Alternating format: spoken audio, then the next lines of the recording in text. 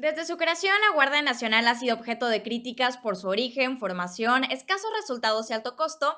Sin embargo, hay un tema que debería ser el foco de atención: su carácter militar. AMLO informó que pronto dará un decretazo para que esta corporación pase a depender en su totalidad de la Secretaría de la Defensa Nacional, por lo que en este video te cuento lo bueno, lo malo y lo feo de esta noticia.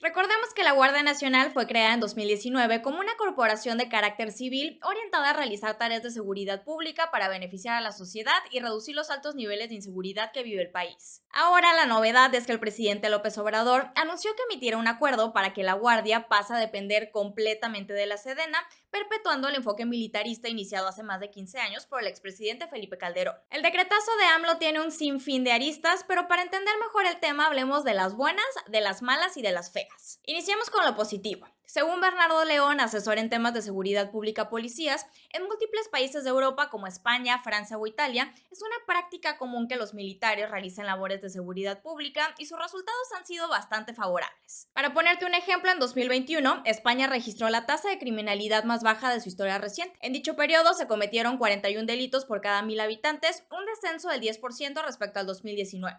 En cuanto a homicidios dolosos, durante el año pasado se perpetraron 290 muertes violentas, número que también fue menor a las 298 del 2020 y a las 331 del 2019. A grandes rasgos, estas cifras nos demuestran que el hecho de que una guardia civil tenga componentes castrenses no significa que en automático sea algo negativo. El problema es que en México el ejército tiene un largo historial de violaciones a los derechos humanos, opacidad y falta de rendición de cuentas, lo que nos lleva a lo malo. Para AMLO, al igual que para sus dos antecesores, los militares son la solución para resolver el problema de inseguridad. No obstante, involucrar al ejército en tareas de policías ha resultado riesgoso y hay antecedentes que lo demuestran. Está el caso Alvarado, la desaparición de los estudiantes de Ayotzinapa, la masacre de Tlatlaya, las desapariciones forzadas en Tamaulipas, y esos son solo algunos ejemplos de los que tenemos conocimientos, porque normalmente lo que pasa en el ejército se queda en el ejército. La Sedena tiene un problema de opacidad, pues por razones que no quedan del todo claras, no siempre informa sobre el número de civiles que mueren en combates con militares en el marco de la lucha contra el crimen organizado. Y no es que la Secretaría haya renunciado a hacer cuentas, sino que renunció a darlas, por lo que no se trata de un problema de contabilidad, sino de transparencia. En cuanto a la falta de rendición de cuentas, los datos lo dicen todo. Entre 2010 y 2021, la Contraloría del Ejército y Fuerza Aérea inició 500 procedimientos de sanción en contra de los militares que cometieron irregularidades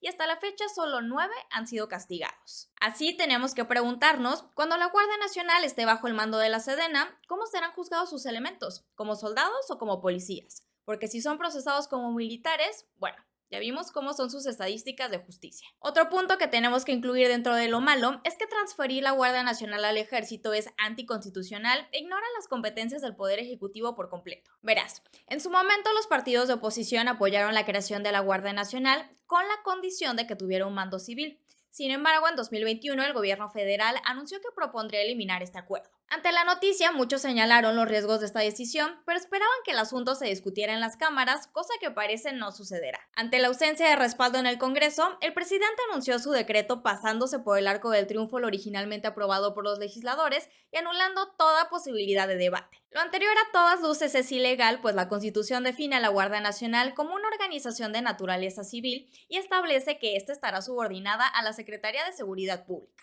Así, el decreto de AMLO le ha ganado críticas de antidemócrata, aunque él dice que su anuncio no implica un sistema autoritarista, pues al final el Poder Judicial es quien decidirá si es o no constitucional. Ahí el problema es que la Suprema Corte de Justicia de la Nación a veces brilla por su ausencia. Desde marzo del 2019, la Suprema Corte tiene pendiente la resolución de 7 impugnaciones claves sobre la creación de la Guardia Nacional y la emisión del acuerdo presidencial que faculta al ejército mexicano para realizar labores de seguridad pública. Si ya pasaron 3 años de eso y la Corte no se ha pronunciado, basados en la experiencia, podría acabarse el sexenio y la Corte podría no resolver este nuevo problema. Por último, tenemos lo feo. El decreto que anuncia el presidente para militarizar totalmente a la Guardia Nacional carece de utilidad para combatir la delincuencia que aqueja al país y perpetúa una política que no ha sido efectiva para disminuir la violencia, o en otras palabras, no sirve. En las últimas 3 administraciones federales, que no está de más decir son casi 20 años, la militarización en la seguridad ha sido cada vez más frecuente, al tiempo que los delitos y la violencia han crecido. De hecho, se ha comprobado que a mayor presencia militar, mayor violencia en el territorio. En la práctica, la Guardia Nacional jamás ha sido un cuerpo civil. El 76% de su personal son elementos de las Fuerzas Armadas y aún así, su operación no ha logrado frenar la violencia. Como datos, podemos tomar las tasas de homicidio doloso de este primer semestre del año. Las entidades con mayor presencia de fuerzas federales, que son Colima, Baja California, Zacatecas, Michoacán y Sonora, son las que tienen la mayor proporción de víctimas de homicidio doloso en el país. Finalmente, otro punto para sumar a lo feo es que López Obrador actúa como si nunca hubiera sostenido todo lo contrario a lo que hoy propone. En múltiples ocasiones, Andrés Manuel se pronunció en contra de la militarización y en 2010 lanzó un video en el que afirmaba que no se podía apostar por una república militar, sino por una república civilista. Hay que ver estas cosas con cuidado. Yo voy a hablar con los legisladores de nuestro movimiento, del PRD, del PT, de Convergencia, para que no se vayan a otorgar facultades excesivas al ejército. Ya estamos viendo cómo se están violando derechos humanos, cómo inocentes están perdiendo la vida. No podemos nosotros aceptar un gobierno militarista. Y no solo él sostenía ese discurso, sus colegas, hoy líderes de Morena o funcionarios de la 4T, afirmaban lo mismo. Que es muy importante, que dice, las instituciones de seguridad pública serán de carácter civil, no militar. Fortalecer al darle más poder a las fuerzas militares. Con mucha responsabilidad digo que prácticamente esta sería la puerta a instaurar un fascismo en nuestro país. Es esa necedad de meter al ejército a donde no debe de estar y poner en riesgo al país. Estos y otros personajes afines a la Cuarta Transformación rechazaban abiertamente la propuesta de militarización de Calderón o de Peña, pero hoy defienden la de López Obrador, y ojo que no es absurdo cambiar de opinión cuando existen razones legítimas, pero las hay. Una decisión tan importante para el presente y para el futuro de México debería discutirse, analizarse y decidirse desde la legalidad. Si la militarización del país es la mejor opción, entonces, ¿por qué no probarlo?